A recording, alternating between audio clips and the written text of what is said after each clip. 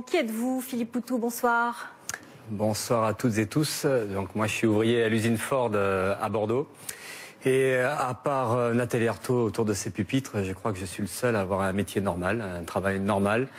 Et justement, on nous met dans la peau du petit candidat, de celui qui représente rien, de celui qui n'a pas sa place ici. Ben, je crois qu'on peut parler, nous, au nom de millions de gens qui souffrent de la crise, qui souffrent de cette société, qu'on ras-le-bol même de ce rouleau compresseur capitaliste qui détruit tout sur son passage, qui détruit à la fois les droits sociaux, mais qui aussi détruit l'environnement.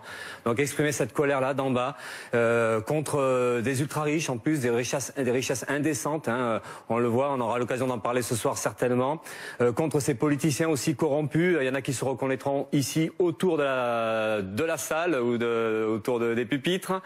Ras-le-bol aussi de ces politiques réactionnaires, de ce racisme, de cette xénophobie, une ambiance qui essaie de retourner le mécontentement des gens contre les immigrés, contre ceux qui essaient de survivre dans des situations dramatiques. Donc voilà, c'est cette colère-là que je veux exprimer dans cette campagne-là, que je veux aider à porter cette parole-là. Donc dénoncer ce système capitaliste et en même temps aussi apporter une note d'espoir, de dire qu'un jour ou l'autre, et en tout cas très rapidement, ce qui sera d'actualité pour nous, c'est de riposter, de retrouver confiance dans nos propres forces et de mener des batailles pour changer tout ça. Merci Philippe. Il se retourne vers nous peut-être. Vous êtes avec nous. Vous êtes avec nous. Un président exemplaire, c'est quoi pour vous? Je ne vais pas reprendre directement la question, parce que je pense que c'est la séquence émotion du débat. Parce que c'est vrai que non, mais question moralité politique, en politique, on est servi quand même depuis quelque temps. On connaissait des vieilles histoires depuis très longtemps de triche, de vol, de mensonges. Là, on a eu Dassault récemment qui a été condamné à de la prison. Dassault, c'est quand même aussi un politique, c'est un milliardaire patron du Figaro. Et il y a beaucoup de noms qui sont donnés, mais vos propositions. C'est pas parce que j'ai pas de cravate qu'il faut me couper. Oh non, voilà. Bon, pas du tout. Donc la question, c'est déjà parler de ça, de la situation. Donc Dassault, je disais, donc je reprends. Hein, il fait pas de prison parce que le monsieur est un peu trop vieux. Clause humanitaire, tant mieux. À côté de ça, on a Balkany, c'est toute une œuvre, là, le père, le fils, tout le monde triche, tout ça, voilà. Donc on est dans ce contexte-là. Et là, depuis janvier, alors là c'est le régal, une campagne super, Fillon, voilà, il est en face de moi. Que des histoires, et plus on fouille, plus on sent la corruption, plus on sent la triche. Et à côté de ça, donc en plus c'est des bonhommes qui nous expliquent qu'il faut la rigueur, qu'il faut l'austérité, et eux-mêmes ils piquent dans les caisses publiques, donc il y a quand même un petit problème de ce côté-là. Là, après vous pourrez parler. Non, Monsieur Fillon, vous pourrez parler après. Pas comme ça. Oui, d'accord. Oui. Merci. Donc bon, c'est ce que j'ai dit, je l'ai dit. Ensuite, il y a aussi Le Pen, hein, à côté. Alors, elle va peut-être réagir aussi. Mais Le Pen, pareil, on pique dans les caisses publiques. Alors là, c'est pas ici, c'est l'Europe. Alors l'Europe, pour quelqu'un qui est anti-européen, ça gêne pas de piquer de l'argent de l'Europe. Et le pire, c'est qu'en plus, le FN, qui se dit anti-système, ne s'emmerde pas du tout, se protège grâce aux lois du système, grâce à l'immunité parlementaire. Et donc, nous refuse d'aller aux convocations policières, donc peinard. Donc là, tout ça, ça illustre. Ce coup-là, vous êtes pour la police. Ça illustre, ouais, quand nous on est convoqués par la police, nous, vous voyez, par exemple, on n'a pas d'immunité ouvrière. Désolé, on y va. Voilà. Vous avez une chance. Le système vous protège.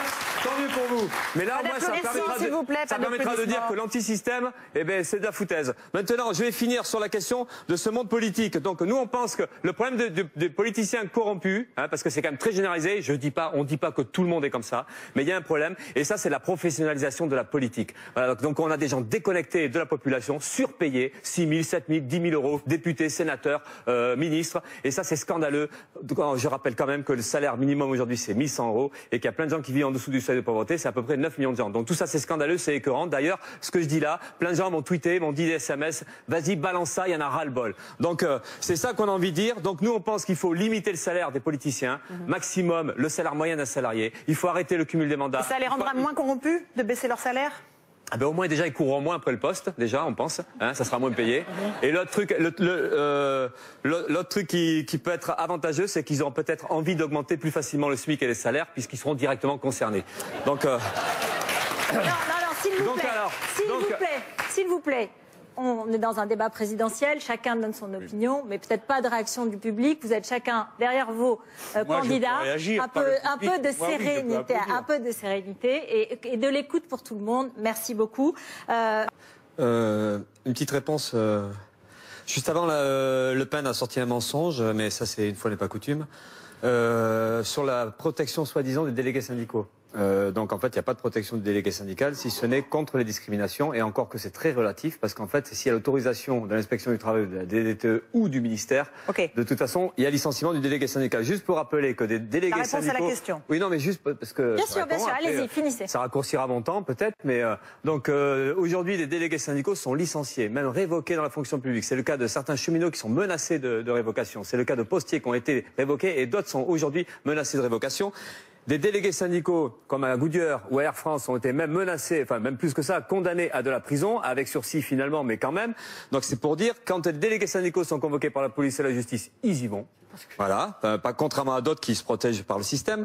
Donc voilà, c'était pour rappeler tout ça. Par quoi remplacez-vous la fonction de président, puisque vous n'en voulez pas? On parle des institutions aujourd'hui. Pas de souci.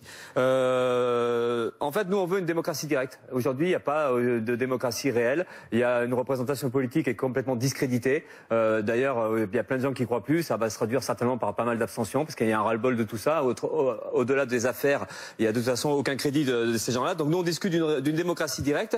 Et on pense qu'aujourd'hui, c'est le cas à Notre-Dame-des-Landes, par exemple, à Bure ou à Sivins, c'est un des cas de projets complètement dingues, destructeurs de l'environnement, où la population devrait pouvoir décider.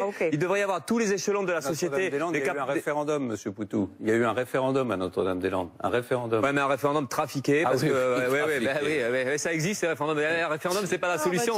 Et puis quand il y en a des vrais, de toute façon, on tient pas compte de la vie de la population. C'était le cas en 2005. Donc en fait, donc la seule garantie de démocratie, c'est que la population elle puisse décider directement. Sinon après, voilà, on a un pouvoir qui fait ce qu'il veut. Vous êtes élu, n'importe qui est élu. Pendant 5 ans, il peut mentir, enfin faire l'inverse de ce qu'il a fait, ce qu'il a dit pendant la campagne. Je finis simplement. Je vous en prie. Voilà, donc nous c'est pour ça, c'est la démocratie directe, c'est le contrôle par en bas, et c'est ce qui manque aujourd'hui. Donc voilà, j'oublie certainement des trucs. Nous on pense qu'il faut qu'un élu soit révocable à tout moment, que la population puisse virer justement un élu qui respecte pas ses promesses et ses engagements. Merci. On pense qu'il faut puis la révocation, enfin les mandats, tout ça, il faut bon. Allez, c'est ça qu'on met en avant comme service public. Après évidemment la question qui est posée, puisque j'entends beaucoup parler de on rase gratis et tout ça, c'est quand même terrible venant de gens qui prennent les politiques ultralibérales. Jusqu'à présent, on pense que ceux qui rasent gratis, c'est plus pour les patrons, les capitalistes, les milliardaires, y compris les politiciens. Quand on voit même un Fillon qui se dit préoccupé par la dette, mais il y pense moins quand il se sert dans les caisses publiques, quand il paye sa famille.